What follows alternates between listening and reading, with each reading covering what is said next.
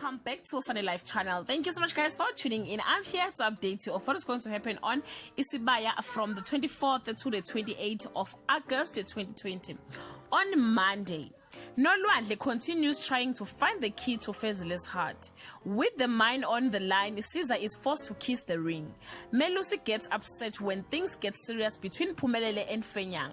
On Tuesday, Dabula wants Jabu to keep his distance. The table turn on Mbomvu. Melusi opens up to Mkabayi and Dwedle receives a shocking visitor. On Wednesday, Kanye learns shocking news about Dwedle's baby. Nolwandle reveals she likes Jerry but just wants to teach Fezile a lesson. Jabu stands his ground against Dabula. Sbo makes it clear to Caesar he will not help her. On Thursday, Begumuzi makes a shocking discovery about Jabu. Iris gives Phumelele an unusual gift to fuel the flame of her love life. Kabela lies to Lillian about what is happening. On Friday, Dabula tasks the Seval Mbomvu to deal with the council as he goes to face off with Jabu. Thokozani is unaware the message landing on her phone will change her life forever.